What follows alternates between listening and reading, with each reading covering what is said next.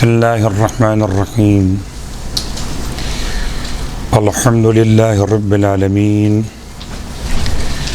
الصلاة والسلام علی اشرف الانبیاء والمرسلین سیدنا ابی القاسم محمد صلی اللہ علیہ وسلم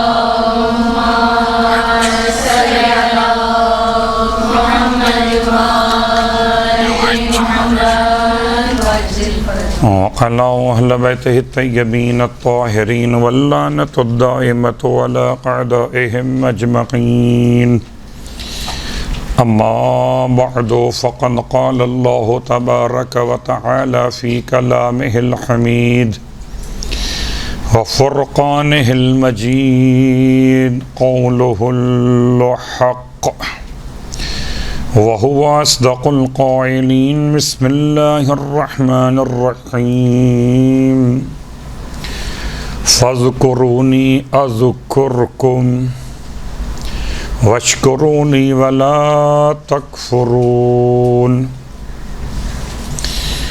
تعریفیں خدائے واجب الوجود کے لیے سزاوار ہیں اور ہدیہ درود و سلام اشرف موجودات باعث خلقت کائنات محمد اور آل محمد علیہم الصلاۃ والسلام کے لیے اللہم صلی اللہ علیہ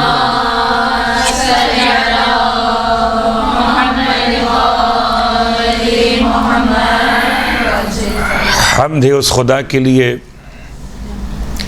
جس نے ہمیں ان میں سے قرار دیا کہ جو قرآن مجید سے تمسک کرنے والے ہیں، اور خدا کی حمد ہے کہ اس نے ہمیں قرار دیا ان لوگوں میں سے کہ جو ولایت آل محمد کا دامن تھامنے والے۔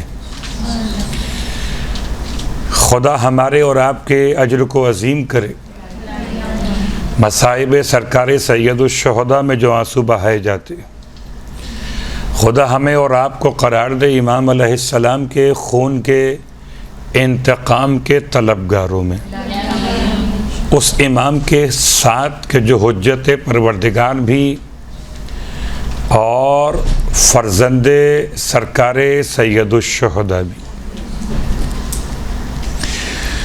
یقیناً عنوان تو آپ کی خدمت میں اناؤنس ہو چکا، اور تربیت ذکر آل محمد یا ذاکری کلاس کہہ لیجیے اس کو، اس میں عنوان سے زیادہ اہمیت اس بات کی کہ آنے والے حالات و واقعات میں مجالس کے بدلتے ہوئے اطوار، مجالس کے بدلتے ہوئے انداز میں ہمیں اور آپ کو کہاں پر قیام کرنا چاہیے۔ کہ عنوان تو یہ کہ مجالس عزائے سرکار سید الشہداء کے اصلی اور ضمنی اہداف کیا ہیں، تو یہ بات دو اعتبارات سے آگے بڑھے گی آج۔ ایک اصلی اہداف کیا ہیں اور ایک اس کے ضمنی اہداف کیا ہیں۔ گرچہ بہت سارے اہداف ایسے ہیں کہ جو شاید ہمارے اور آپ کے لیے اتنا زیادہ اہم یا مہم نہیں ہے۔ اب آئیے غور کرتے ہیں کہ اہداف اصلی کیا ہیں مجالس سرکار سید الشہداء۔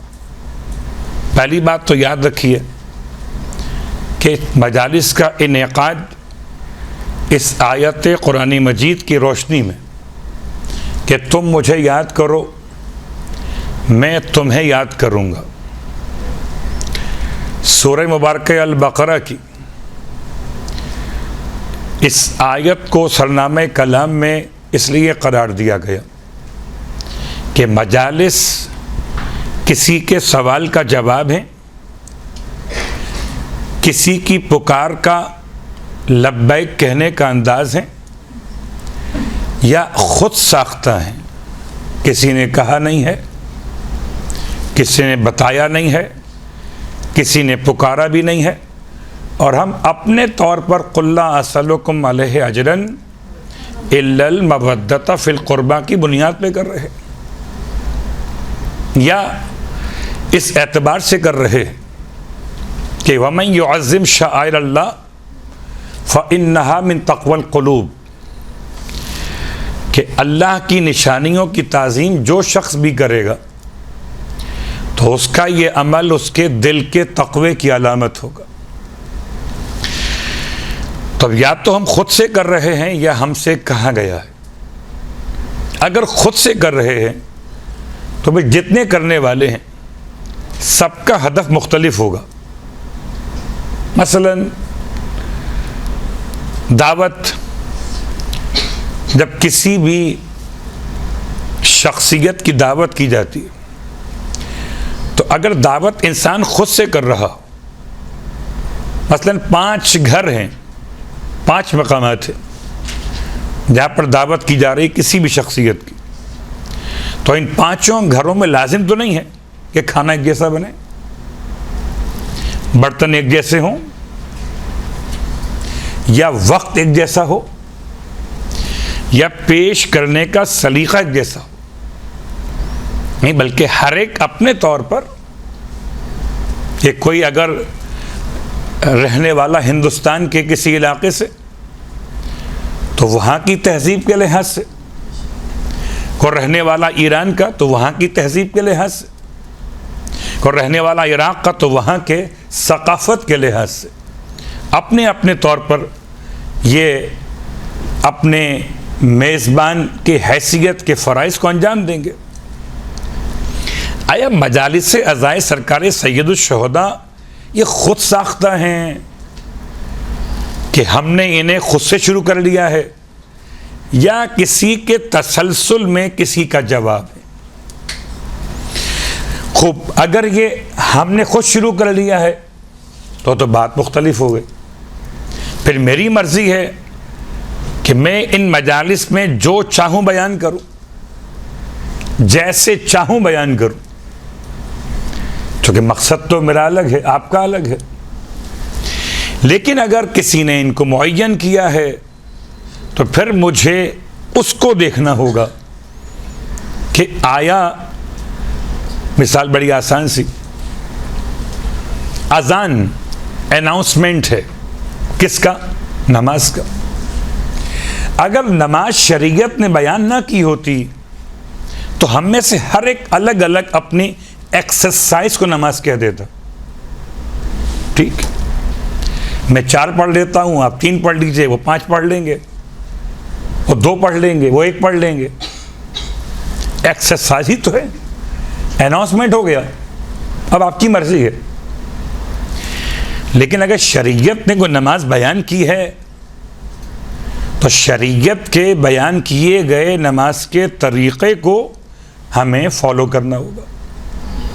تو آیا مجالس کے کوئی اصول بیان کیے گئے، اہداف رکھے گئے، یا ہم پہ چھوڑ دیے گئے کہ جیسے چاہیں ذکر امام کریں بس؟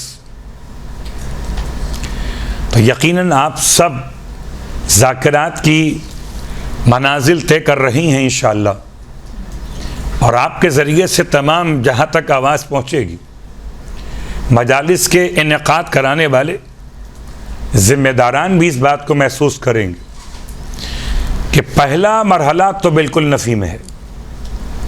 ایسا نہیں ہے کہ محرم کا چاند یا سفر کا چاند یا ایام اضحیٰ کا اناؤنسمنٹ اور ہم سب آزاد ہو گئے، جس کی جو مرضی ہو اس انداز سے وہ امام کو یاد کر لے۔ پہلی بات تو ختم ہو گئی۔ اب رہی دوسری بات کہ نہیں، ایسا نہیں، پھر کیسا ہے؟ پھر یہ امام علیہ السلام نے اس کو بیان کیا۔ کس نے بیان کیا؟ کسی امام نے بیان کیا۔ کون سے امام نے بیان کیا؟ تو اس میں جو 2 نام ملتے ہیں خاص، ویسے تو شاید یہ بات ہم کہہ سکتے ہیں کہ اگر ایک امام بھی بیان کر دیں تو ایک امام کا بیان سارے اماموں کے بیان کے برابر ہے، اس لیے کہ آپس میں کوئی اختلاف نہیں ہے۔ اگر یقین کامل ہو کہ کسی بھی امام کا فرمان ہے اور امام کا نام یاد نہ ہو تو پھر اختیار آل محمد نے خود دیا کہ پھر کسی بھی امام کے ساتھ منسوب کر دیا جائے وہ ہمارا ہی فرمان ہوگا۔ البتہ فرمان کی ایک پہچان یہ بھی کہ اسے قرآن سے ملا کے دیکھ لیجئے، اگر قرآن کے موافقت میں ہے تو فرمان آل محمد، اور اگر قرآن کی مخالفت میں ہے تو فرمان آل محمد نہیں۔ تو فرمان آل محمد مجالس کے حوالے سے اہداف تلاش کرنے کے لیے دو اماموں کے نام لیے گئے، ایک امام جعفر صادق علیہ الصلوۃ والسلام، اللہم صلی علی محمد،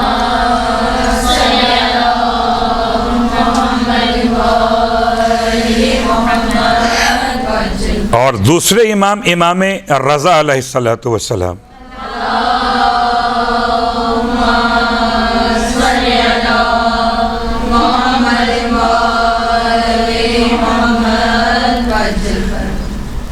اب امام علیہ السلام کے الفاظ میں غور کرتے، پہلے امام علیہ السلام جو بیان کر رہے ہیں 8ویں امام کے حوالے سے، اور راوی کی روایت کے الفاظ کیا ہیں، ارشاد فرماتے ہیں فَإِنَّ النَّاسِ، راوی ہیں ابا سلت، ابا سلت، بعض اس کو پڑھتے ہیں ابا سلت الحروی۔ ارشاد فرماتے ہیں راوی کہ میں امام کی خدمت میں موجود تھا، اور امام علیہ السلام نے ارشاد فرمایا کہ رحم اللہ عبدن، اللہ رحمت نازل کرے ایسے انسان پر، احیا امرنا، جو ہمارے امر کو زندہ کرتا ہو۔ ابھی لفظ زندہ گرچہ الگ الگ معنی میں لیا جا سکتا، ایک زندہ کا مطلب ہے کہ کوئی مردہ ہو چکا ہو اور اس مردے کو انسان دوبارہ سے حیات کا لبادہ اڑا دے۔ تو آل محمد کے مقاصد کو مردہ کہنا نہ تو کل ممکن تھا نہ آج ممکن ہے، تو اس کا مطلب ہے زندہ کا ترجمہ یہاں وہ نہیں ہوگا جو بمقابلے مردہ کے ہو، مردہ اور زندہ۔ پھر زندہ کا ایک ترجمہ کیا جاتا ہے مباشر، یعنی آپ اگر فارسی زبان کے لحاظ سے زندہ تلاش کریں گے تو زندہ کا مطلب مباشر، یعنی لائیو، براہ راست پروگرام آ رہا ہے، ریکارڈنگ نہیں آ رہی، اس کو بھی زندہ کہتے ہیں۔ اور ایک زندہ کا مطلب یہ کہ لوگوں کے دلوں میں غفلت کے پردوں کو ہٹا دیں آل محمد کے امر کو بیان کرتے ہوئے، اور غالباً یہی تیسرا معنی مراد دیا گیا بعض علماء کے اعتبار سے امام کے فرمان مقدس میں۔ رحم اللہ عبدن، اللہ کی رحمت ہو، اللہ رحم کرے عبدن، ایسے انسان پر، احیا امرنا، جو ہمارے امر کو زندہ کرے۔ راوی کہتا ہے میں نے امام سے پوچھا فقلت لہو کیف یحیی امرکم، مولا یہ تو بتا دیجئے آپ کا امر زندہ کیسے ہوتا ہے۔ ہماری تمہید کا جواب خود بخود آ گیا۔ امام فرماتے جیسے تم چاہو کر لو، بس ہمارا امر زندہ کر دو، لوگوں کو ہلا کر، بتا کر، جمع کر کے، اچھا کہہ کے، برا کہہ کے، تولا پڑھ کے، تبرہ پڑھ کے بس زندہ کر دو۔ نہیں، امام کے الفاظ یہ نہیں، امام نے احیاء امر کو ہماری اور آپ کی ثوابدید پر نہیں چھوڑا، بلکہ خود ارشاد فرمایا مولا نے. الفاظ کیا ہیں مولا کے؟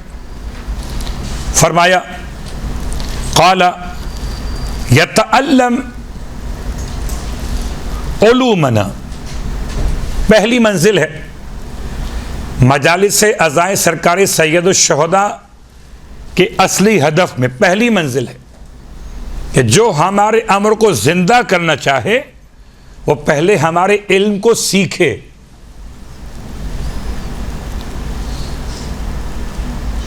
جب ہمارے تعلیمات کو سیکھ لے تو پھر ہماری تعلیمات کو انسانوں تک پہنچائے. وَيُعَلِّمُهَا النَّاسَ.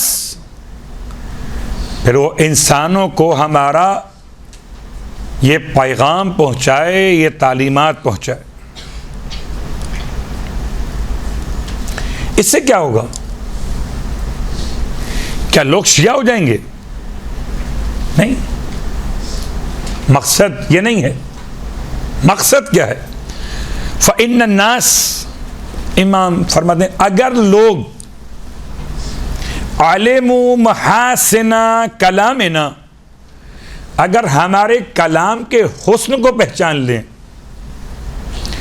لَاتَّبَعُونَا، تو ہماری پیروی کرنے کے لیے آمادہ ہو جائیں گے. گویا اصل ہدف مجالس عزائے سرکار سید الشہداء میں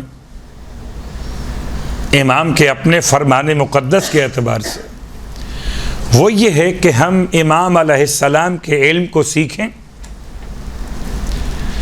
اور آپ کے علم کو سیکھنے کے بعد لوگوں تک پہنچائیں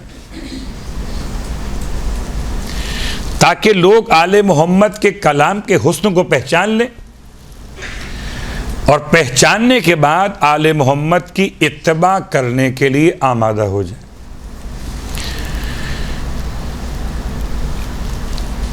ہم یہ دیکھتے ہیں کہ یہ پہلا ہدف، اسی بنیاد پہ شاید یہ مدرسہ قائم نے ذاکرات کی تربیت کا یہ کورس اناؤنس کیا.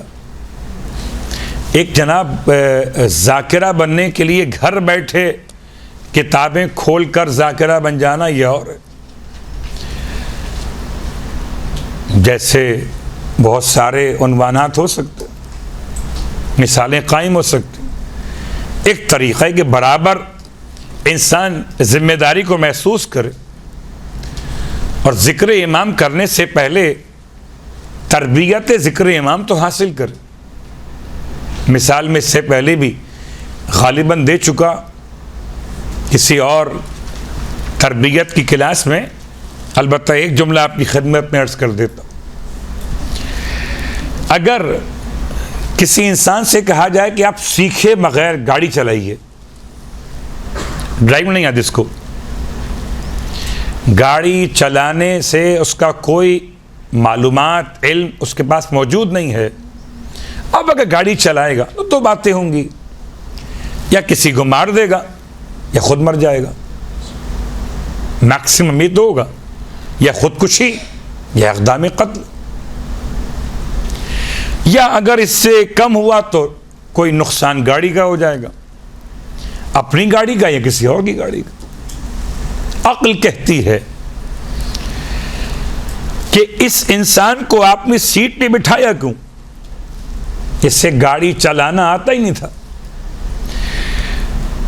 گاڑی میں بیٹھے ہوئے 5 افراد ہیں، باقی 4 کی ذمہ داری اور ہے، ایک کی ذمہ داری اور ہے.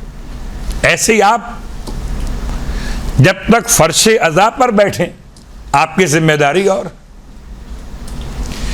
جب فرش عزا سے بلند ہو کر ممبر پہ آئیں یا کرسی پہ آئیں ذکر امام کرنے کے لیے تو اب آپ لیڈ کر رہے ہیں. لیڈ کا مطلب آپ چلا رہے ہیں گاڑی. اس ایک چھوٹے سے مجلس عزا کے سواری کو پہچانیے. اب اگر آپ کو نہیں معلوم کہ کس طریقے سے امام کے مقصد کو بیان کرنا ہے، امام کے ہدف کو آگے لے جانا ہے، تو ہو سکتا ہے کہ نقصان ہو جائے. یہ بات یاد رکھیے کہ ایک لفظ ہے قرآن مجید میں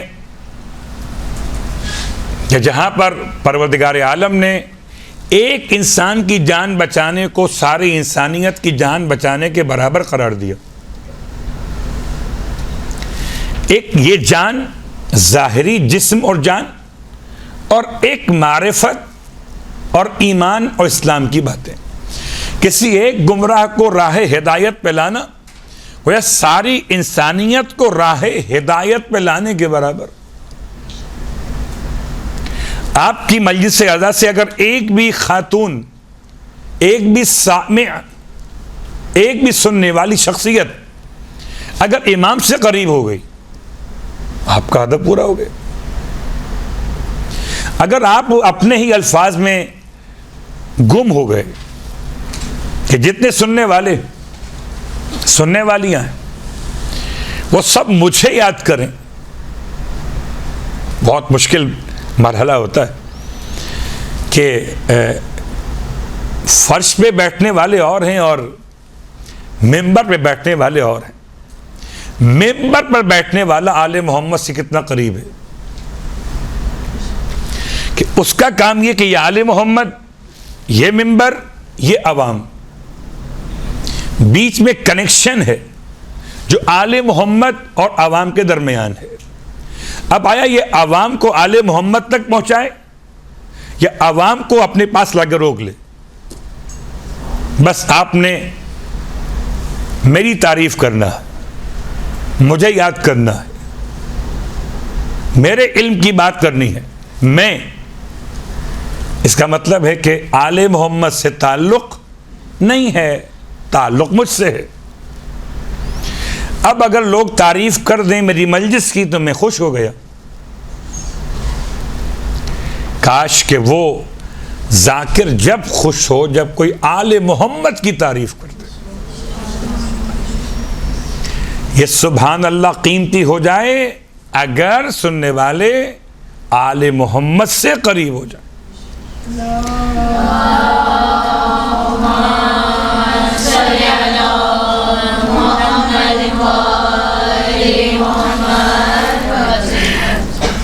تو اصلاً انتخاب عنوان مجالس کے اعتبار سے وہ الگ موضوع ہے کہ انتخاب کیسے کیا جائے عناوین کا، اس انتخاب پہ تیاری کیسے کی جائے وہ الگ موضوع ہے، اور اس کے لیے الگ الگ علماء سے آپ استفادہ کر رہے ہوں گے. ہمارا موضوع نہ تو انتخاب عنوان ہے اور نہ انتخاب کے اعتبار سے تیاری مجلس. ہدف کیا ہے؟ اور بظاہر یہ موضوع تو الگ ہے لیکن جدا بھی نہیں ہے. اگر ہدف معلوم نہ ہو تو پھر انتخاب آیت، مجلس کی تیاری، یہ سب کے سب آپ کے ہدف کی بنیاد پر یا تو رائٹ ہو جائیں گے، لیفٹ ہو جائیں گے. اگر آپ نے اپنی علمیت بیان کرنا ہے تو ہدف کیا ہے؟ آپ کی شخصیت. تو آیت کون سی ہوگی اس کے لحاظ سے ہوگی، تیاری کیسی ہوگی اس کے لحاظ سے ہوگی. لیکن اگر ہدف امام کے الفاظ ہیں، ہمارے امر کو زندہ کرو، امر زندہ کیسے ہوگا؟ میں واقعات سناؤں، قصے بتاؤں، کہانیاں بتاؤں کہ میرے ساتھ کیا ہوا، میں کہاں پر گیا، مجھے کیا کہا گیا؟ آیا یہ ہدف اصلی ہے امام کا؟ نہیں. ہدف اصلی کیا ہے کہ میں آل محمد کے کلام کو بتاؤں، اس کلام میں حسن کتنا وہ بتاؤں، تاکہ اگر فرش ادا پہ آنے والا کوئی غیر کا مطلب ابھی وضاحت میں بات آئے گی کہ آیا ہم جب مجلس پڑھ رہے ہوتے ہمارا ٹارگیٹ کیا ہوتا ہے کہ شیعہ کو شیعہ کرنا ہے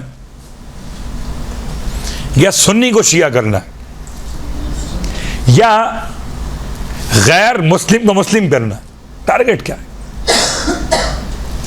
کبھی کبھار ہم بغیر کسی مقصد کے اپنی پوری گفتگو کر لیتے. نہ ہم نے شیعہ کو شیعہ کرنا ہے، نہ سنی کو شیعہ کرنا ہے، نہ کافر کو مسلمان کرنا ہے. مجلس پڑھنی ہے بس. ہدف کیا ہے؟ کوئی نہیں ہے. جب ہدف کوئی نہیں ہے تو نہ کوئی شیعہ ہوگا نہ کوئی مسلمان ہوگا. اب نوبت تو یہاں تک آ گئی کم از کم اتنا چھوڑ دیں کہ جو پہلے سے شیعہ ہے وہ شیعہ رہ جائے. ایسا نہ ہو کہ میری آپ کی مجلس کے بعد وہ کہے کہ یہ تو کام کی بات نہیں ہے, وہی کام کی بات ہے جو میں کر رہا ہوں. تو بڑا مشکل ہے کسی کو اس کے مزاج کے خلاف آمادہ کرنا بات سننے کے لیے. غیبت بڑی بہترین طرز گفتگو ہے.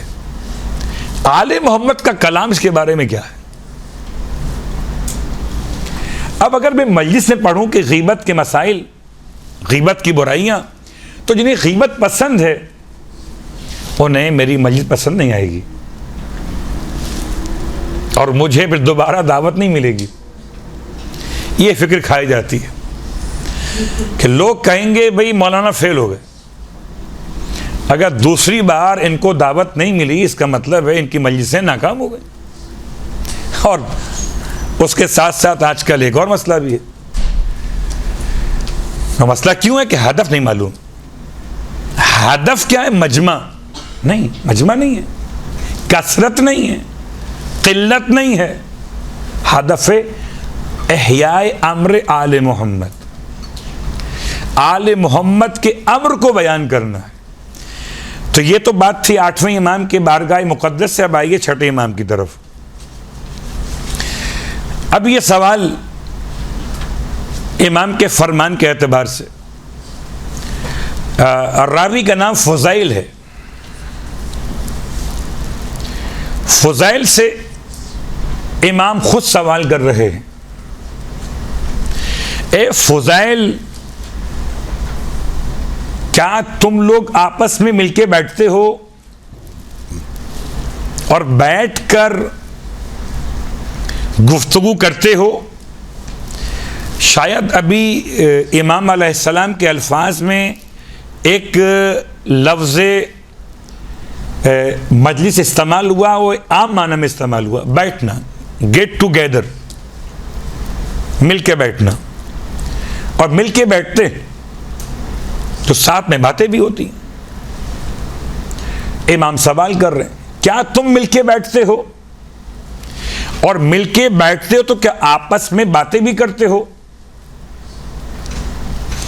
شاید ہمارے یہاں یہ طریقہ مجلس سے حسین کا نہیں ہے, ایک عام گیدرنگ کا ہے. لیکن شاید امام علیہ السلام کے زمانے مقدس میں امام کا اشارہ اسی خاص مجلس کی طرف ہے جس میں لوگ مل کر بیٹھیں اور ذکر امام کیا جائے. فضائل کہتے ہیں میں نے کہا نعم جی مولا, ہم مل کر بیٹھتے, میری جان آپ پہ قربان ہو جائے.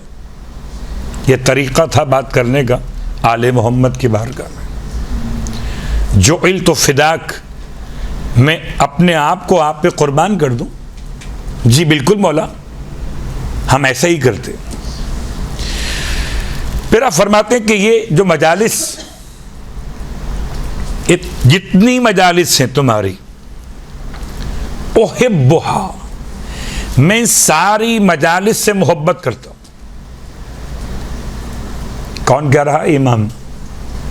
کہ تم جہاں کہیں مل کے بیٹھتے ہو, آپس میں آل محمد کے بارے میں ڈسکس کرتے ہو, مسائل کو, ان کے فضائل کو, ان کے امر کو, میں اس گیدرنگ سے محبت کرتا ہوں.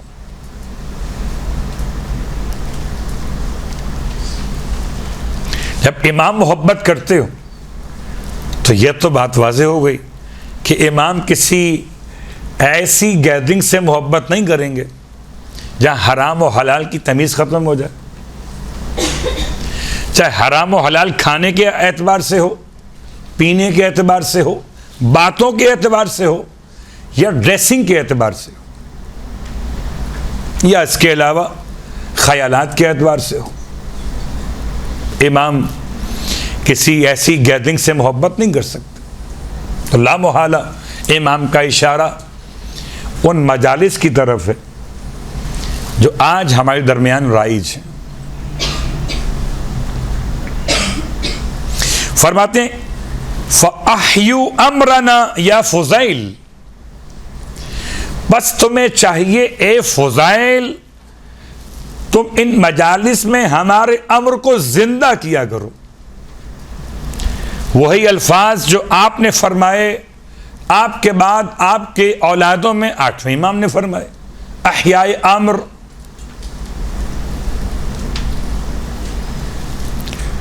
پھر فرماتے فرحم اللہ من احیا امرنا، اے فضیل خدا کی رحمت ہو اس پر جو ہمارے امر کو زندہ کیا کرتا ہے، ہمارے امر کا احیا کرتا ہے۔ یہاں آپ کی خدمت میں اللہ کے رسول کی بارگاہ مقدس سے ایک اور روایت پیش کر دوں۔ 8ویں امام، 6ٹھے امام اب اللہ کے رسول ارشاد فرماتے ہیں جبکہ آپ کی نگاہوں میں اصحاب تشریف فرما ہیں اور تمام اصحاب سے مخاطب ہو کے آپ کے الفاظ فرماتے ہیں اذا رأیتم روضۃ من ریاض الجنہ فارتعوا فیہا، جب تم دیکھو جنت کے باغات میں سے کسی باغ کو، اذا رأیتم جب تم دیکھو روضۃً باغ من ریاض الجنہ جنت کے باغات میں سے، فارتعوا فیہا تو اس باغ میں داخل ہو جایا کرو استفادہ کرنے کے لیے، فائدہ اٹھانے کے لیے۔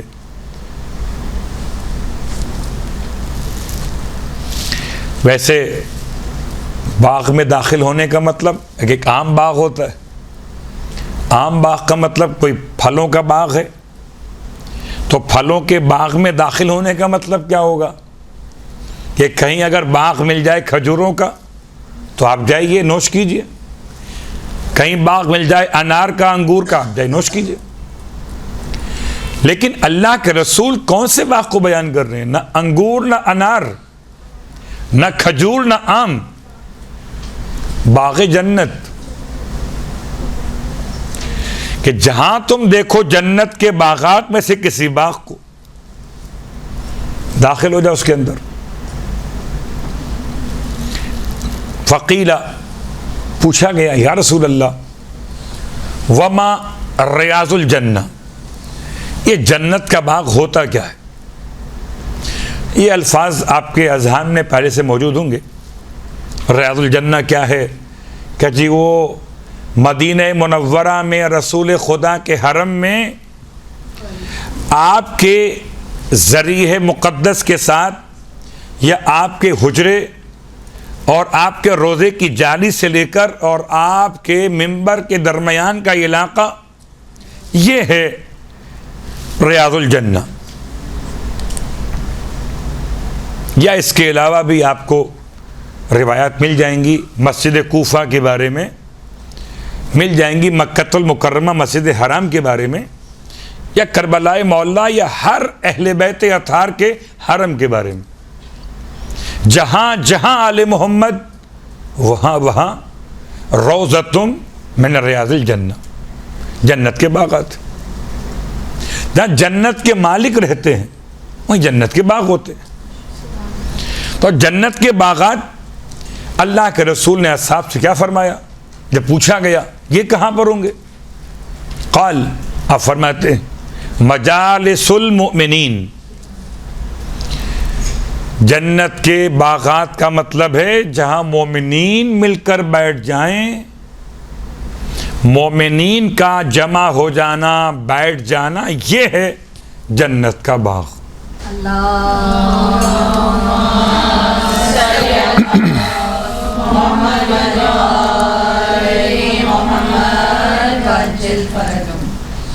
بات واضح ہو گئی کہ 3 روایات آپ کی خدمت میں آ گئیں۔ مقصد اصلی ہدف اصلی تلاش کرتے ہوئے مجالس اعضاء کا. مجالس اعضاء کا ہدف اصلی کیا ہے؟ مقصد کیا ہے؟ احیاء امر آل محمد. احیاء امر آل محمد کیا ہے؟ آل محمد کے فرامین کو ایسے بیان کرنا. اب یہ بیان کرنے والے پر ہے کہ کس حدیث کو کہاں بیان کرنا اور کس حدیث کو کس طرح بیان کرنا. کبھی کبھی ہو سکتا ہے کہ حدیث بیان کرنے والا، مثال دیتا ہوں آپ کی خدمت میں، بات ہو رہی تھی قرآن مجید کے حوالے سے، اور شخص سامع سننے والا شخص سن رہا تھا اور ایک قاری قرآن پڑھ رہا تھا. اس نے قرآن پڑھتے ہوئے وہ سورہ مبارک مائدہ کی آیت پڑھی جس میں چور مرد اور چور خاتون کے ہاتھ کاٹنے کا حکم ہے. السارق والسارقۃ فاقطعوا ایدیہما جزاء بما کسبا نکالا من اللہ ہے. اس نے آیت پڑھی یہاں تک، پھر آخری حصہ بھول گیا. آخری حصہ آیت کا واللہ عزیز حکیم ہے. اس نے پڑھ دیا واللہ غفور رحیم. سننے والا عربی سمجھنے والا شخص، اس کے لیے قرآن ایسے ہی سے آپ کے لیے ترجمہ ہے. اس نے کہا اسماعی سے کہ تم نے دوبارہ پڑھنا کیا کہا؟ اللہ کہتا ہے السارق والسارقۃ فاقطعوا ایدیہما، چور مرد ہو یا عورت ان کے ہاتھ کاٹ دیے جائیں، جزاء بما کسبا، ان کے جرم کی بنیاد پر، نکالا من اللہ، یہ اللہ کی طرف سے عبرتناک سزا ہے. کہا پھر کیا پڑھا تم نے؟ کہا واللہ غفور الرحیم، اللہ بہت معاف کرنے والا، رحم کرنے والا. اس نے کہا اگر اللہ غفور رحیم ہے تو پھر سزا کا اعلان کیوں کر رہا ہے؟ سزا کا اعلان بتا رہا ہے کہ یہاں پر تم سے غلطی ہو گئی. اسمائی کہتا پھر مجھے خیال آیا، میں نے کہا ہاں تم صحیح کہتے ہو. آیت میں یہ نہیں ہے، آیت میں واللہ عزیز حکیم ہے، نہ کہ واللہ غفور الرحیم. جب خدا غفور کہے اپنے آپ کو اور رحیم کہے تو سزاؤں کا اعلان تو سوٹ نہیں کرے گا نا. اسی انداز سے اگر کوئی آل محمد کے کسی قول کو، حدیث کو لے کر کسی ایسے مقام پر رکھ دے وہ سوٹ نہیں کر رہا کلام، تو اس کا اثر نہیں ہوگا، ضائع ہو جائے گا. ذمہ داری، مثال دیتا ہوں ذمہ داری سمجھانے کے لیے. یہ ذمہ داری گرچہ اس سے بالکل مطابق تو نہیں ہے مثال، لیکن سمجھانے کے لیے. استاد شہید سید جعفر زیدی، کون نہیں جانتا آپ میں سے ان کو؟ اچھا، وہ موقع محل کی مناسبت کو بہت دیکھتے تھے. دیکھا کہ سلام گزار بھی آ چکے ہیں، خطیب بھی آ چکے ہیں، اب مرثیے کا ٹائم اتنا نہیں ہے کہ اس کو طول دیا جائے. وہ اپنے مرثیے کو 4 بند میں لا کر روک دیا کرتے تاکہ خطیب کو، سلام گزار کو وقت مل جائے. تو جب وقت کے حوالے سے اختصار حسن کلام کو بڑھاتا ہے، ایسے ہی آل محمد کے کلام کا اپنی مجالس میں موقع اور محل کی مناسبت سے پڑھنا یہ مجلس کے حسن کو بڑھا دیتا ہے. ہو سکتا ہے کلام عمدہ ہو مگر مقام اس کے لحاظ سے نہ ہو. لہذا ہدف اصلی کے ساتھ ساتھ اس بات کی ذمہ داری بھی ہے کہ امام کے ایسے فرمان کا انتخاب کیا جائے جو آپ کے موضوع اور موقع اور محل کی مناسبت سے ہو، ورنہ ہو سکتا ہے کہ آپ کی محنت ضائع ہو جائے. اس لیے امام ارشاد فرما رہے ہیں کہ فضیل اللہ کی رحمت ہو اس پر جو ہمارے امر کو زندہ کرے. اب اس حدیث کے ساتھ 2-4 باتیں آپ کی خدمت میں کچھ نکات بیان کر دیے جائیں. 2 حدیثیں مسلسل آ گئیں، 2 اماموں کی اور ایک سرکار ختم یہ مرتبہ صلی اللہ علیہ وآلہ وسلم کی.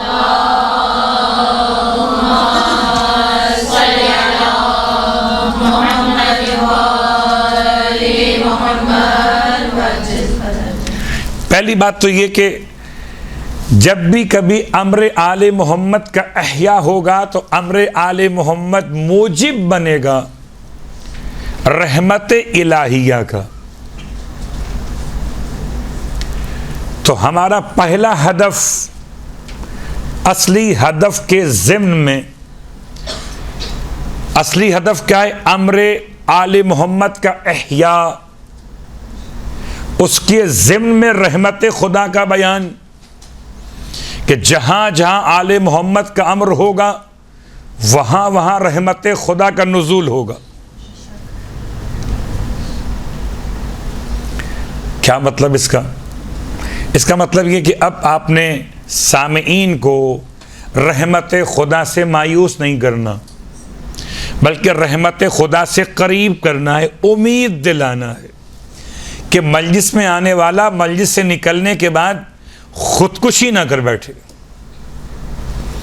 میں نے جملہ سخت کہہ دیا تاکہ تفصیل سے بچنے کے لیے ایک جملہ کافی ہو جائے. ایسا ہو کہ مجلس سے نکل کے جانے والا اپنے آپ کو ایک نئی زندگی میں محسوس کرے، ایسا محسوس کرے جیسے اس کی آج ہوئی ہے ولادت، پچھلے گناہوں کے اعتبار سے معافی کا یقین، آئندہ زندگی کے لیے رحمت خدا کا یقین. یہ مجلس عزا کے اصلی ہدف کے ساتھ ضمنی ہدف. گرچہ اتنا آسان نہیں ہے، پریکٹس چاہیے اس کے لیے، اور شاید 2 4 8 10 مجالس کے بعد شاید کہیں پر پہنچ کر ہم ایک آدھ جملہ یہ کہنے قابل ہو جائیں کہ فرش عزا پر جس نے ہماری تقریر سنی اس نے اپنے آپ کو مایوسی سے نکال لیا اور رحمت خدا سے قریب کر لی.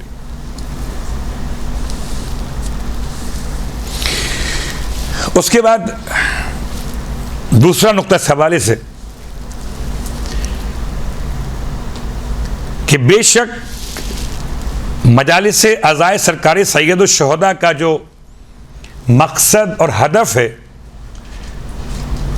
ان کے امر کا احیاء خالی یہ نہیں ہے کہ ہم ان کے جو تمام تر مشاعر ہیں، یعنی علم کی شبی، یعنی روضہ سرکار سید الشہداء کی شبی، یعنی کہ گریہ اور ماتم، بلکہ اس کے ساتھ ساتھ ہماری اور آپ کی ذمہ داری کہ ان تمام تبرکات سے ان کے اصل تک انسان کو پہنچا دیں. علم کیا مطلب؟ علم وفائے حضرت عباس. گہوارہ کیا مطلب؟ شفقت بچوں پر، محبت و تربیت. شبیہ روضہ حسین کیا مطلب؟ کہ ذکر خدا، ذکر حسین. تو شبیہ روضہ سے انسان قریب ہو جائے ذکر خدا سے. یعنی ایک طریقہ ان تمام تبرکات اور جو بھی آثار ہیں، شعائر سرکار سید الشہداء، ان سے ہم آگے پہنچا دیں ان تمام افراد کو کہ جو مجالس میں شرکت کر رہے ہیں، خود ان شخصیات تک. اس کے بعد تیسرا نقطہ اس حوالے سے کہ ضروری ہے کہ انسان جو مجالس پڑھ رہا ہو وہ آل محمد کی سیرت سے پہلے اپنے اخلاق کو معطر کر لے، آل محمد کی سیرت کو پہچانتا بھی ہو، ان کے اقوال کو پہچانتا ہو، اور اسی مناسبت سے قرآن کی آیتوں کا استعمال بھی کرے. یہ کیا ہے؟ سب احیاء امر کے اعتبار سے اس کے ضمنی اہداف ہیں. مقصد تو تھا آل محمد کے امر کو احیا کرنا، اب اس کے لیے کیا تیاری کرنا. اس کے بعد چوتھا نقطہ اس حوالے سے، اور وہ ہے کہ نتیجہ حاصل کرنا. یعنی ہم اپنی مجالس میں اپنی توجہ رکھیں کہ مجلس کا رزلٹ کیا ہوگا، نتیجہ کیا ہوگا. نتیجہ لفافہ ہوگا تو موضوع بدل جائے گا، نتیجہ تبرک ہوگا تو موضوع بدل جائے گا، نتیجہ عزت و وقار ہوگا تو موضوع بدل جائے گا. نتیجہ کیا ہے؟ کہ لوگ آل محمد کی پیروی شروع کر دیں. ہماری مجالس کے بعد کوئی تو ایک ایسا ہو، چلیے میں کہتا ہوں کوئی ایک نہ صحیح، میں تو ایسا بن جاؤں کہ خود مجلس پڑھنے کے بعد آل محمد کی پیروی شروع کر دوں، کہ شاید مجھے دیکھ کر، شاید مجھے سمجھ کر کوئی اور سامعین میں سے بھی امام کے قریب آ جائے. اس کے بعد پانچواں نقطہ اس حوالے سے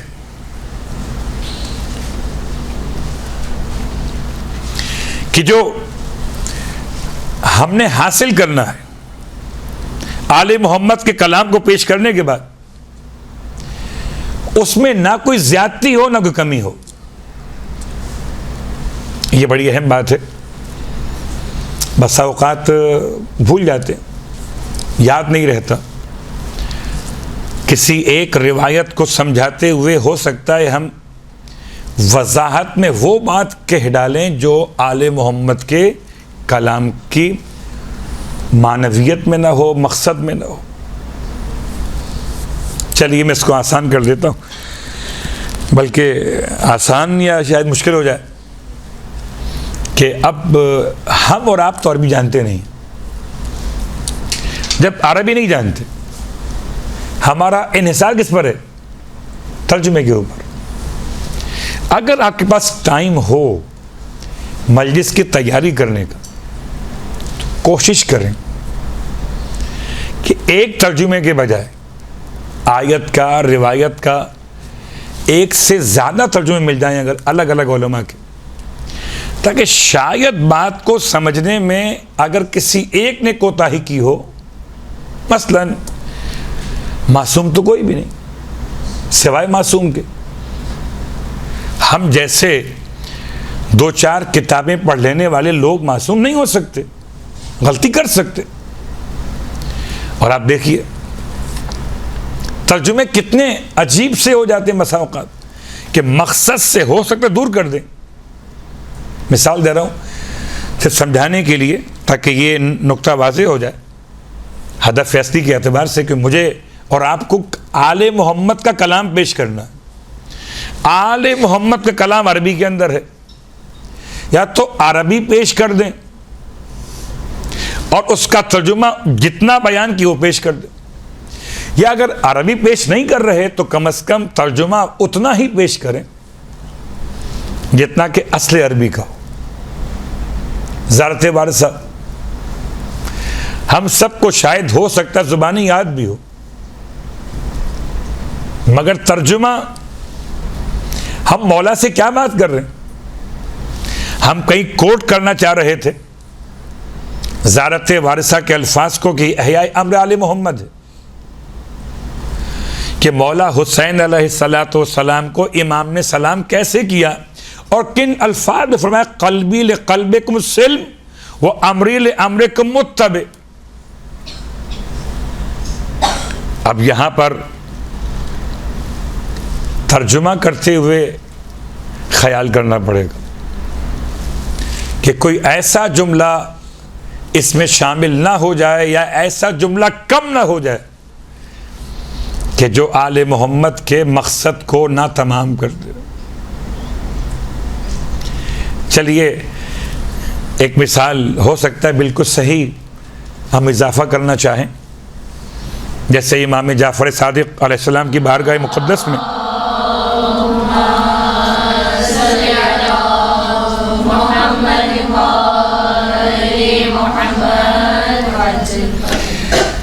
امام ایک دعا تعلیم فرما رہے تھے، اور دعا تعلیم فرماتے ہوئے امام نے اللہ کے نام بیان کیے، یا اللہ یا رحمان یا رحیم یا مقلب القلوب ثبت قلبی علی دینک. یہ دعائے غریق ہے. ایک دعائے حریق وہ الگ ہے، یہ دعائے غریق ہے. دعائے حریق شہزادی کونین کی دعا ہے، اور دعائے غریق چھٹے امام کی دعا ہے. تو امام کی خدمت میں راوی بیٹھا ہوا، اس نے اس دعا کو ملا دیا اس دعا کے ساتھ جو دعا پڑھی جاتی ہے سال کے آغاز میں، یا آپ سمجھیے نوروز کے دن. یا مقلب القلوب والابصار یا محول الحال والاحوال حول حالنا الى احسن الحال، اس سے ملا دیا. کیوں کہ لفظ والابصار وہاں پر لکھا ہوا، یا مقلب القلوب والابصار. دعائے غریق میں یا مقلب القلوب بس، ابصار نہیں ہے. تو ہدف اصلی ہے امام کے امر کو احیا کرنا، اور امام کے فرمان کو یہاں سے لیا اور یہاں سے لے کر ایک مصرع یہاں سے لے لیا. تو کیا ہوا؟ امام علیہ السلام کے سامنے پڑھ دیا اس نے. امام ناراض ہو گئے. ناراض کا مطلب امام نے قبول نہیں کیا. اور بے شک خدا مقلب القلوب والابصار ہے، لیکن جتنا ہم نے بیان کیا ہے اتنا بیان کرو. ایسا نہیں ہو سکتا کہ نام خدا میں بھی انسان اپنے طور سے معصوم کے کسی اور کلام سے کلام کو ملا دے.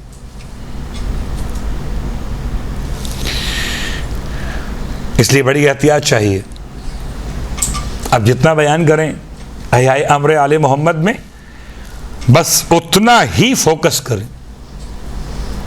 اگر آپ نے دعائے غریق موضوع بنائی ہے تو دعائے غریق کو ہی رکھیں موضوع اپنا، اس میں والابصار شامل نہیں کریں، ورنہ امام نے اس سے منع کیا. اور اگر امام منع کر دیں تو امام کا امر احیا ہوگا؟ نہیں ہوگا.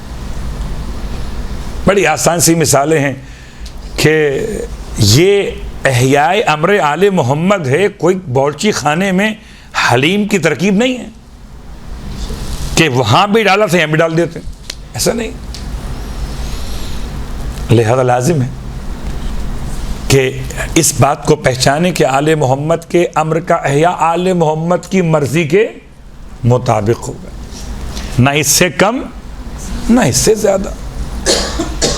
کوئی آپ نے حدیث بیان کرنا ہے تو اس کے الفاظ یا اس کا ترجمہ تو خالی اتنا ہی ترجمہ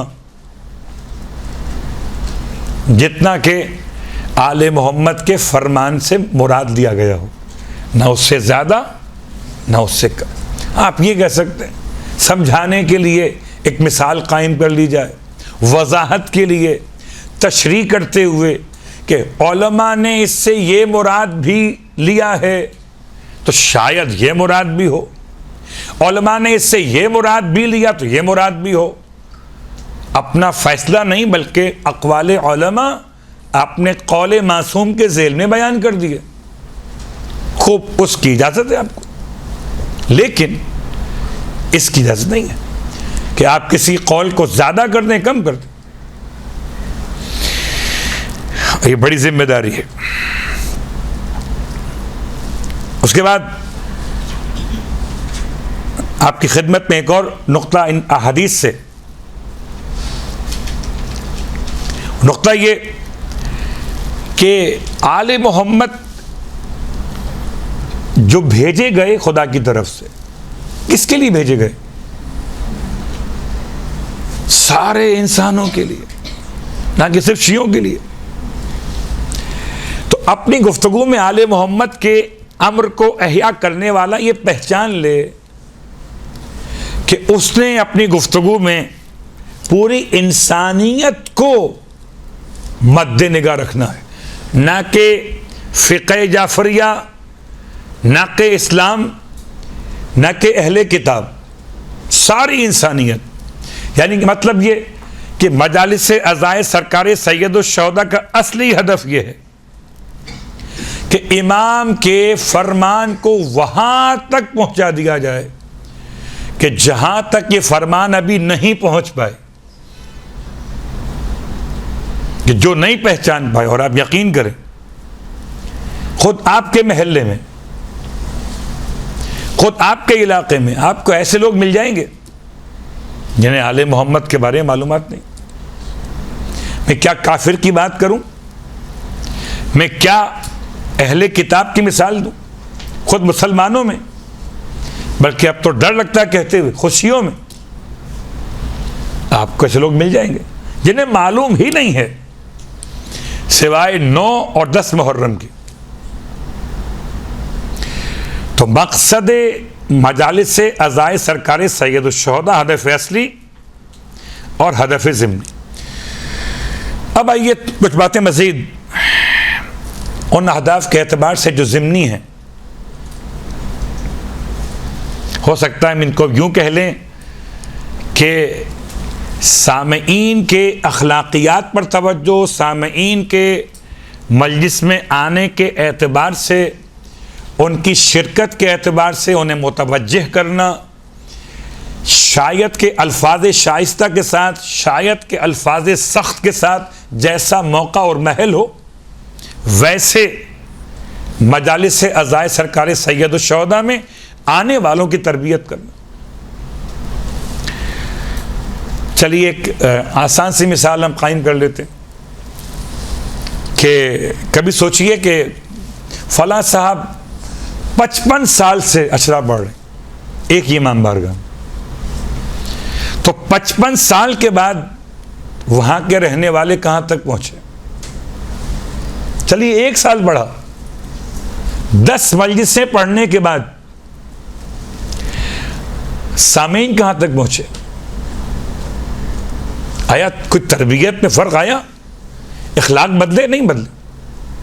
اس کا مطلب کیا کہ ہدف اصلی احیاء امر تھا، لیکن ہدف ضمنی ان کی تربیت بھی تھی۔ آپ نے کیا کیا؟ 10 سال تک پڑھتے رہے۔ مثال دیتا ہوں، بسا اوقات تو بڑا سخت ہو جاتا ہے۔ عنوان رکھا تھا ہم نے ایک سال، عنوان تھا الرجعت، اور 5 مجلس اس موضوع پہ تھی۔ رجعت بتاتے بتاتے لوگ آخر میں پوچھتے ہیں مرجعیت کیا ہوتی ہے؟ جو لفظ ہی نہ پہچان سکے خطیب کا تو تربیت کیسے ہو؟ تو ہدف اصلی کے ساتھ ہدف ضمنی کہ ہماری اور آپ کی تیاری اخلاقیات کے اعتبار سے، مجلس کے آداب کے اعتبار سے، اب مجلس کے ذیلی مسائل، بچھے ہوئے فرش کے اعتبار سے، سجے ہوئے عزاخانے کے اعتبار سے، تبرک کی تقسیم کے اعتبار سے، یہ تمام کے تمام اہداف ہیں، مگر اصلی نہیں ہیں۔ اصلی وہی ہے جو سرکار سید الشہداء کی آواز تھی۔ کیا آواز تھی؟ حل من ناصر، ایک حل من زائر یزورنا۔ کیا امام نے یہ فرمایا تھا کہ ہے کوئی زائر جو ہماری زیارت کو چلا ہے؟ نہیں۔ زیارت کو جانا یہ اپنی محبت کی علامت ہے، یعنی آپ خود سے جاتے ہیں زیارت کو، امام بلاتے ہیں نصرت کو۔ اور نصرت کا اور زیارت کا فرق یہ ہے کہ زیارت وہاں جا کے ہوتی ہے، نصرت ہر مقام پہ ہو جاتی ہے۔ آپ یہاں بیٹھے ہو، آپ کا یہاں بیٹھنا بھی نصرت امام ہو سکتا ہے۔ تو سرکار سید الشہداء اچھا پھر بات یہ کہ اس حد تک اہمیت ہے ان مجالس کی اور مجالس میں خاص ہدف کی کہ جناب زینب کبریٰ صلوات اللہ علیہا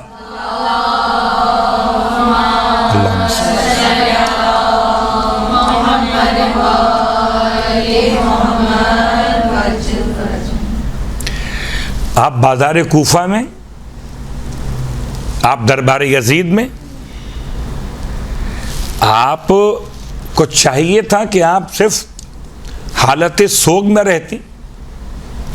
اگر آپ کا خطبہ نہ ہوتا تو کیا فرق پڑتا؟ اگر خطبہ آپ نے دیا تو کیا فرق پڑ گیا؟ یہی سوال آپ اپنے آپ سے کیجئے. اگر ذاکرات کی ذمہ داری نہ ہو کچھ پڑھنے کی تو وہی کام کہ بی بی خاموش رہتی، ہم بھی خاموش ہیں، آپ خاموش نہیں رہیں. اچھا صرف آپ نے گریہ کیا نہیں، آپ نے صرف پرسہ لیا نہیں. گریہ پرسہ ضرور ہیں لیکن مقصد امام کے بیان کے ساتھ. آپ نے مقصد کو بیان کیا اور مقصد میں دربار کا موضوع الگ بنایا، بازار کا موضوع الگ بنایا. یہی تو کمال ہے. بازار کے سامعین اور تھے اور دربار کے سامعین اور تھے. یہی سمجھ لیجئے کہ بازار کے سوالات اور ہو سکتے تھے اور دربار کے سوالات اور ہو سکتے تھے. اور یہ عجیب بات ہے کہ جہاں بی بی زینب کا خطبہ وہیں چوتھے امام خطبہ بھی ہے دربار کے اندر.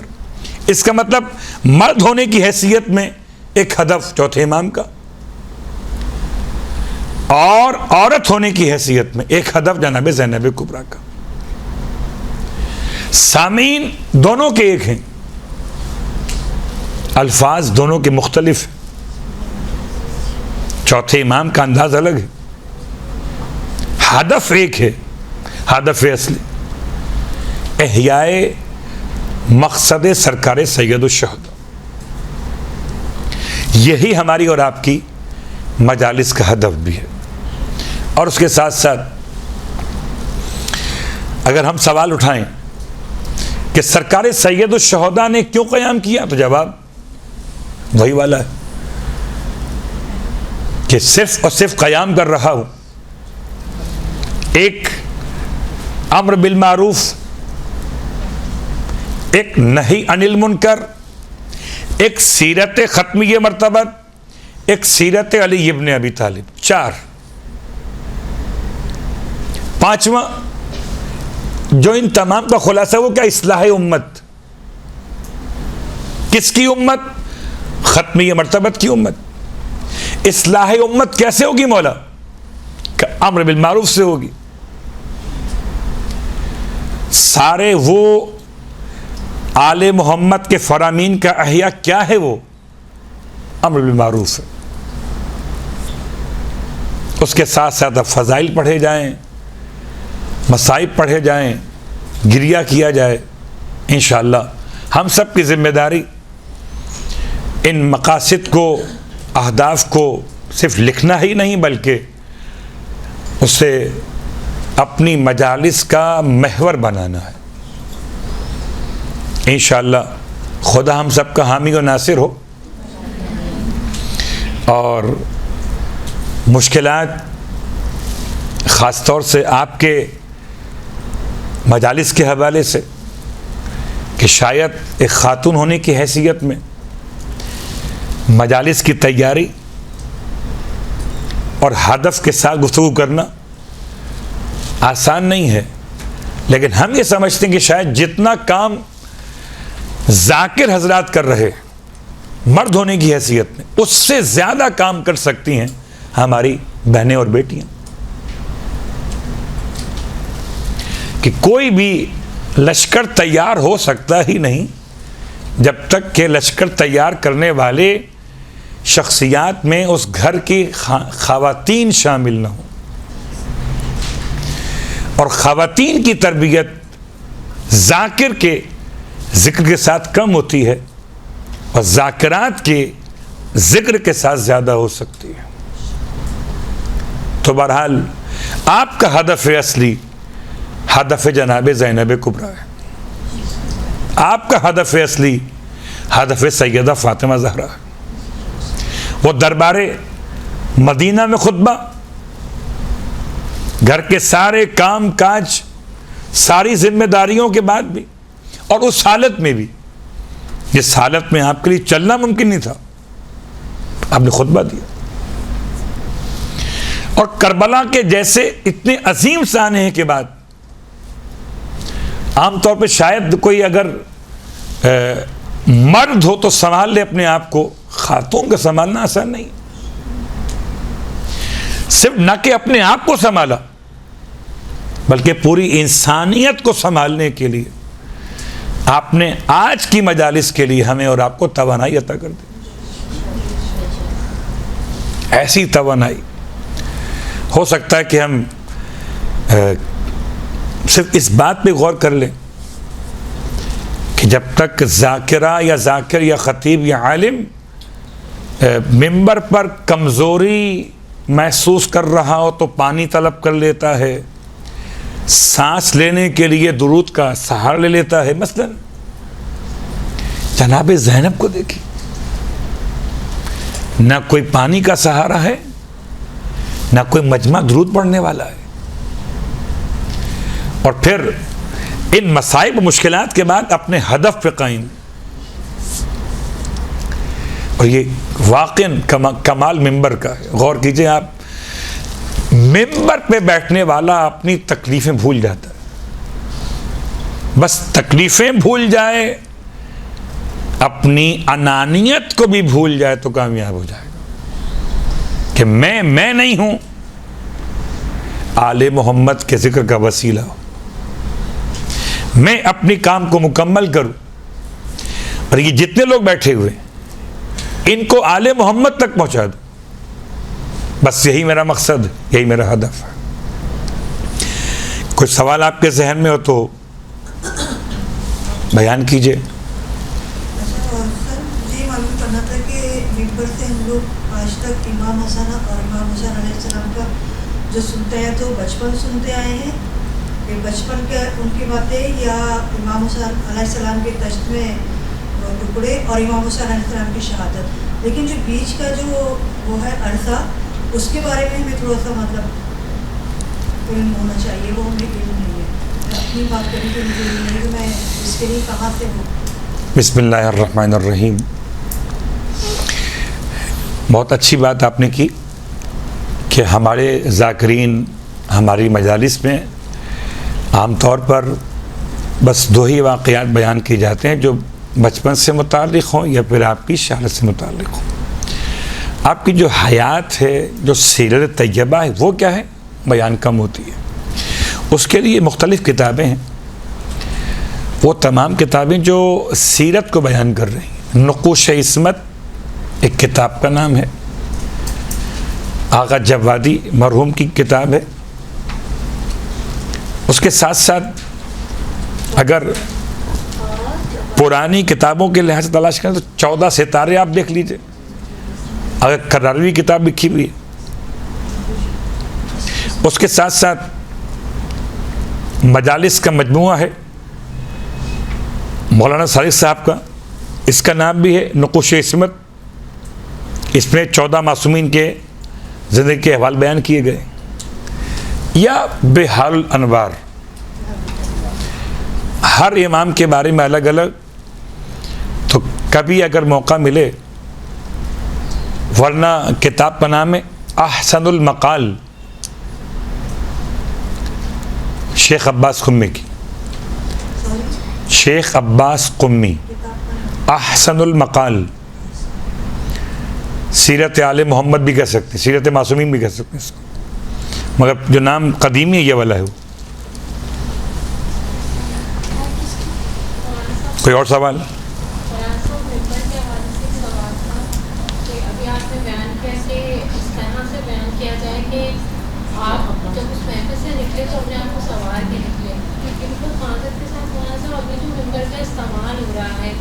اور ایسے قریب امام بارگاہوں کے اندر ہو رہا ہے جہاں پہ تسلسل سے مجالس چلتی رہی ہیں اور بہترین بیان ہوتا رہا ہے ممبروں سے، لیکن ابھی وہاں پہ ایسے مولاناؤں کو بٹھا دیا گیا ہے جو کہ سیرت اہل بیت تو بہت دور کی بات، جو کہ انسانیت کی بھی بات نہیں کر رہے ہیں، تو اس بارے میں آپ کیا کہیں گے؟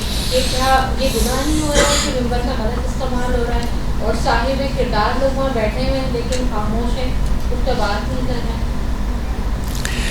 بسم اللہ الرحمن الرحیم. اس سوال کا جواب تو یہ کہ ہماری اور آپ کی ذمہ داری اس حوالے سے آگہی اور معلومات فراہم کرنا ہے کہ شاید وہ جو ذمہ داران ہیں بٹھانے والے، ان کو یہ بات سمجھ میں آ سکے کہ اصل ہدف مجالس کا کیا ہونا چاہیے.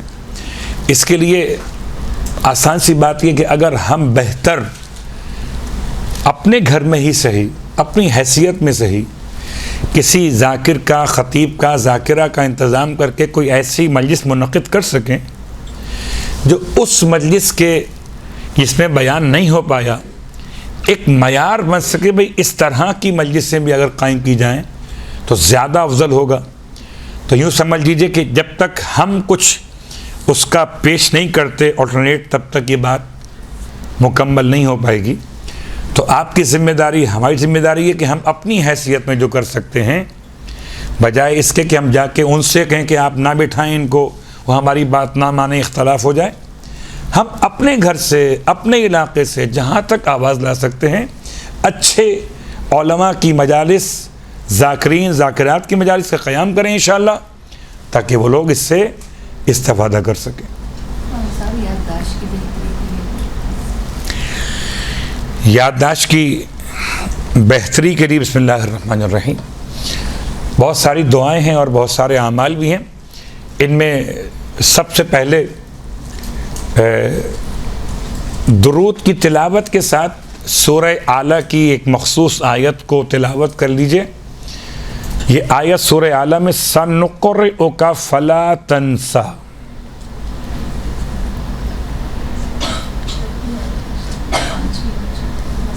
نمبر کو چیک کر لیجئے گا، اس لیے مجھے کنفرم نہیں ہے، اس لیے میں اناؤنس نہیں کر رہا.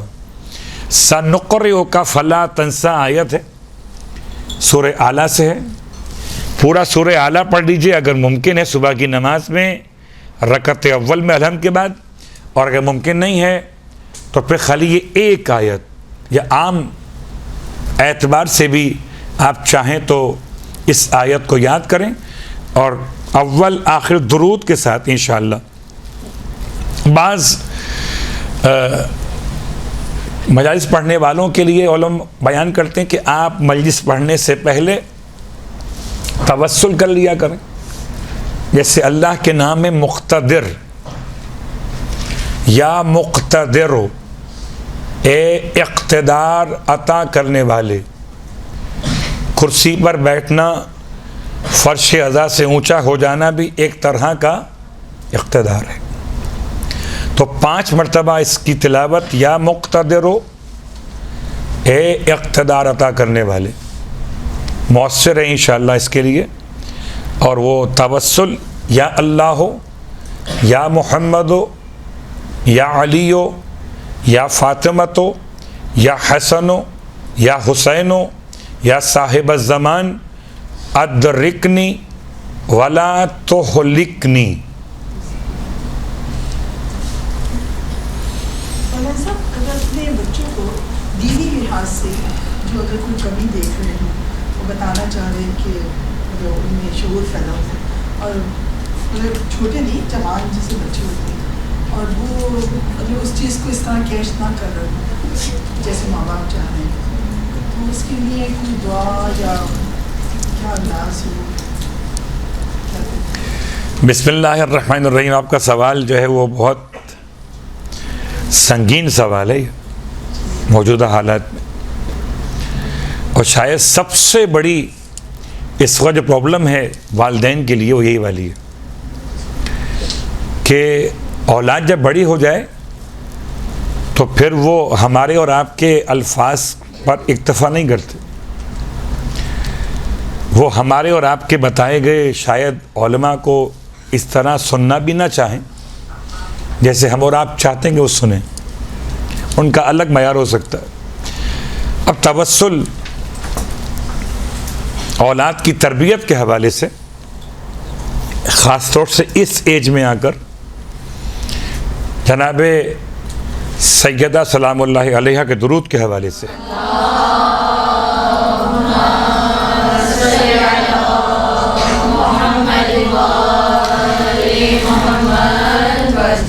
535 مرتبہ 535 ٹائم اس کو تلاوت کیجئے، یعنی کہ جو درود سیدہ کا ہے، اللہم صلی علی فاطمہ و ابیہا و بالہا و بنیہا والسر المستودع فیہا بعدد ما احاط بہ علمک، اس درود کو بنیت تربیت اولاد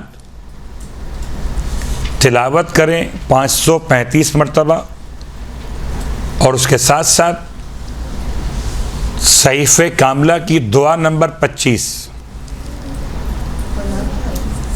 اولاد کے حق میں جو امام نے دعا کے الفاظ تعلیم فرمائے ہیں۔ انشاءاللہ ہمارا کام توسل کرنا ہے اور اپنی کوشش کرنا ہے کہ تاکہ شاید بچے جو ہیں وہ ہماری بات قبول کرنے پہ تیار ہو جائیں۔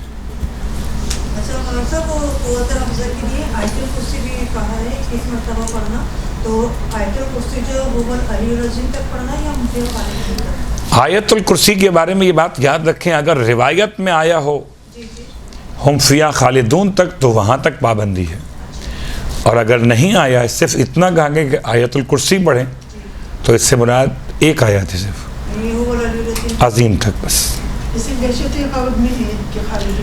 وہاں تو روایت میں آیا نا، تو جہاں روایت میں آئے گا وہاں پڑھیں گے آپ 3 آیتیں، جہاں پہ نہیں ہے آپ ایک آیت ہے صرف، عام حالات میں جس طرح ایک آیت عظیم تک۔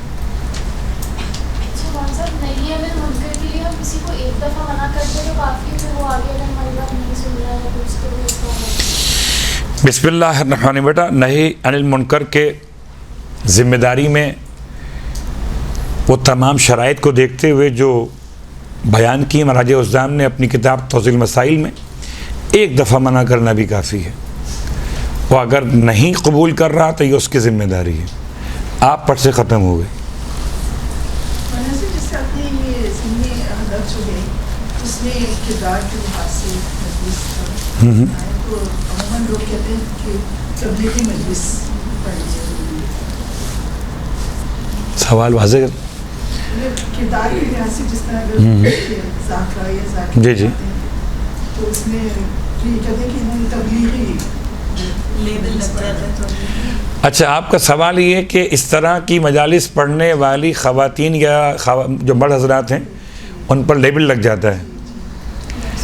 لیکن بات یہ ہے کہ شاید آپ کو یاد ہو کہ آج سے 25 یا 30 سال پہلے بڑے ممبروں پر جو لوگ صاحب علم تھے وہ عمامے کے بغیر تھے، جنا کیپ والے تھے، اور 25 سال میں ہم نے اپنی آنکھوں سے دیکھا کہ آہستہ آہستہ موڈ تبدیل ہوا لوگوں کا، اور اب آپ دیکھتے ہیں کہ تمام بڑی ممبروں پر کون لوگ ہیں؟ جو صاحبان عمامہ ہیں۔ اس کا مطلب کیا ہوا کہ تبدیلی اس طرح سے آ رہی ہے کہ لوگ صرف الفاظ نہیں بلکہ پیغام سننا چاہتے ہیں۔ اب رہی بات 2-4 افراد کی تبلیغی مجلس کا لیبل لگا دینا، تو آپ بالکل پریشان نہ ہوں، بس یہ بات یاد رکھیں کہ اپنی مجالس کو فضائل آل محمد سے خالی مت چھوڑیے،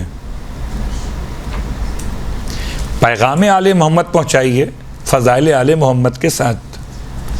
مثال کی خدمت میں یہ کہ جب کوئی کسان کہیں پر زراعت کرتا ہے تو پہلے زمین کو آمادہ کرتا ہے، جب تک زمین آمادہ نہیں ہوتی بیج ڈالنا بیکار ہے، اور ہمارے اور آپ کے جو درمیان لوگ رہتے ہیں ان کی ضمیروں کی زمین جو ہے وہ فضائل آل محمد سے آمادہ ہوتی ہے۔ جب فضائل آل محمد سے آمادہ ہو جائے پھر آپ بیج ڈال دیں آل محمد کا پیغام سنا کے تو فائدہ ہو جائے گا انشاءاللہ. خدا ہم سب کو حامی ناصر ہو. صلوات پڑھ لیں محمد و آل محمد.